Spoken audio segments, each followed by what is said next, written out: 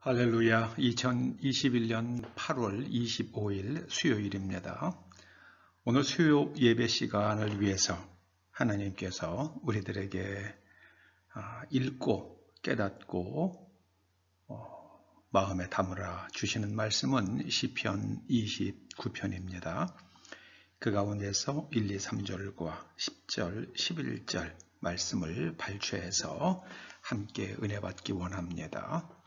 먼저 말씀을 함께 읽어보시겠습니다.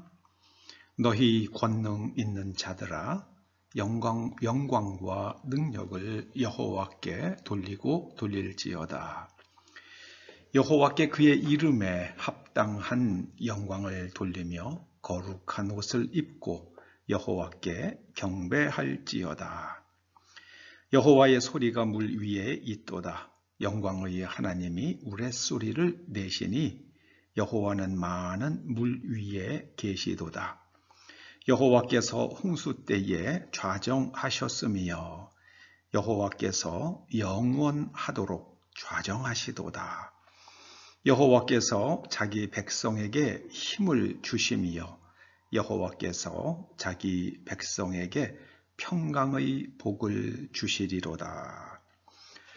여기 1절에 권능 있는 자들은 이 권능에 해당되는 히브리어가 엘입니다. 엘. 그래서 이 권능 있는 자들은 자기가 신이라고 생각하는 사람, 자기를 붙드는 사람들, 그런 뜻입니다. 그 자기 중심으로 사는 사람, 자기를 신처럼 여기고 사는 사람, 곧 하나님의 말씀에 귀를 기울이지 않는 사람들아, 그렇게 의역해 봐도 되겠습니다. 그런 사람들은 영광과 능력을 하나님께 돌리고 돌리라, 이렇게 말씀하십니다.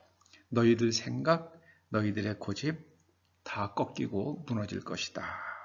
그러므로 하나님을 인정하고 하나님 앞에 무릎 꿇으라는 말씀입니다. 그리고 하나님 앞에 나아갈 때는 거룩한 옷을 입고 여호와께 경배하라 말씀하십니다. 이 거룩하다는 것은 하나님을 위하여 특별히 구별되었다는 뜻입니다.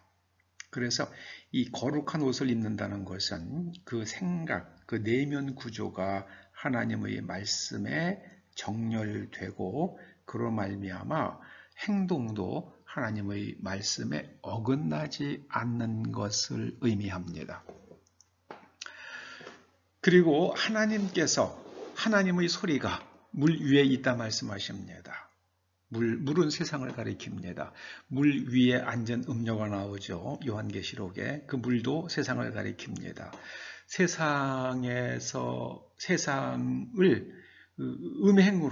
음행으로 장악하고 있는 그런 나라를 가리켜서 물 위에 앉은 음녀라고 성경은 계시록은 표현합니다.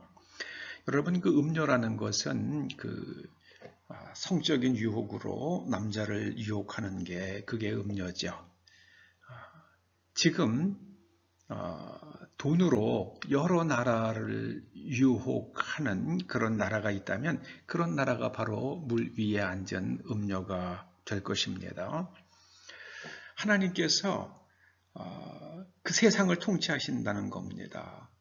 사람들에게 돈을 주고 권력을 흔들면 사람들이 다 끌려가는 것 같지만 결국 하나님의 뜻이 선다, 그 말씀입니다. 하나님께서는 하나님의 뜻을 반드시 성취하신다, 그런 말씀입니다. 하나님께서 노아의 때에 홍수로 세상을 심판하셨습니다. 지금 유럽, 일본, 중공은 완전히 초토화됐고요. 그리고 북한까지도 홍수 피해가 어마어마합니다. 이걸 가볍게 생각할 일이 아닙니다. 하나님께서 이제 물로는 다시 세상을 심판하시지 않는다고 그러셨습니다. 그러면 지금 이 나는 홍수들은 심판적 홍수가, 노아의 때와 같은 심판적 홍수가 아니라 하나님의 경고입니다. 경고. 이제 더 큰 게 오겠죠. 지금 일본은요, 일본은 그 해저 지진이 해저 화산이죠. 지진이 아니라 해저 화산이 얼마나 크게 터졌는지 거기서 솟아오른 분연이 17km, 지상 17km까지 솟았잖아요. 그 바닷속에서 나온 분연이 17km를 솟았고 또 없던 땅이 생겼으니 이게 얼마나 큰 화산이 일어났겠습니까? 그러면은 그 지각의 충격이 일본의 화산대들을 그리고 일본의 지진대를 흔들 수밖에 없습니다. 저는 어쩌면 후지산이 폭발할 수도 있고 재분화할 수도 있고 또 일본의 지진학자들이 늘 염려하는 동경 직하 지진, 그 다음에 난카이 대지진 이런 것들이 일어날 가능성도 있다고 봅니다. 저는 일본 사람들이 하나님 앞에서 참으로 무릎 꿇고 정직하길 바랍니다. 그리고 중공도 하나님 앞에서 정직해야 되는데요. 이 두 나라가 도무지 진실하지가 않아요. 진실하지가 않습니다. 그렇다고 해서 한국은 진실한가? 한국의 여야 정치인들도 진실하지 않습니다. 미국의 정치인들도 진실하지 않습니다. 작년 11월에 있었던 미국 대선에서 굉장히 불투명한 일들이 많이 일어나지 않았습니까?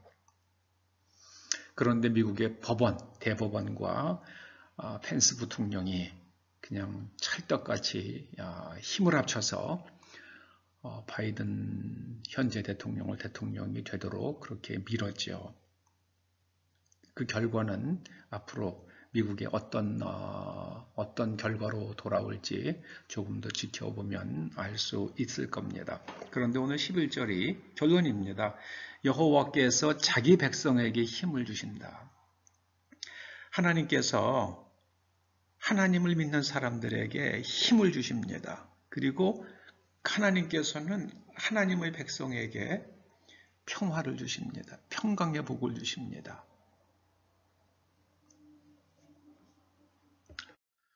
현재 한국은 아주 결정적인 기로에 서 있어 보입니다. 미국 연방하원들이 연방하원 의원 14명이 한반도 평화법을 발의했죠.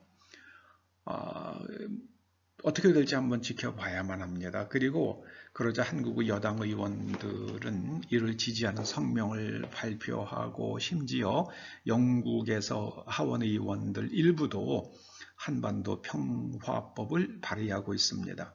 그 한반도 평화법이라는 게 뭡니까? 핵심은요, 정전체제를 평화협정으로 바꾸라는 겁니다. 여러분, 정전체제와 평화협정과 지금 전쟁을 하지 않는 면에서는 동일합니다. 그런데 뭐가 달라집니까? 정전체제 하에서는 정전체제의 주체가 북쪽에서는 중국의 인민해방군이고요. 그리고 북한의 김일성이었습니다. 그것을 이어가는 사람들이 그 정전체제의 당사자가 되죠. 그런데 또 이 서방 쪽의 당사자는 유엔군 사령관이었어요. 그때 클라크 장군이요. 유엔군 사령관. 북한이 유엔에 가입하면서 이 유엔군의 법적 지위가 뭐냐, 유엔 내에서의 법적 근거가 뭐냐고 질의를 했습니다. 그때 유엔의 답변은, 유엔 사무총장의 답변은 유엔에 있는 어떤 규정에 의한 것이 아니라 유엔군 사령부는 미군이 주도하는 것이다. 그렇게 답변을 했다고 합니다. 그럼 정전체제에서 평화협정체제로 가면 무엇이 달라집니까? 유엔군 사령부가 해체됩니다. 유엔 사령부가 해체되는 거예요. 그래서 정전체제에서 북한이 무력 도발을 하면 유엔사에 소속된 국가들이 자동적으로 군대를 파견할 수 있지만 유엔사가 해체되면 중공이 위구르를 접수하듯 무력으로 접수하듯 북한을 접수해도 그걸로 끝입니다.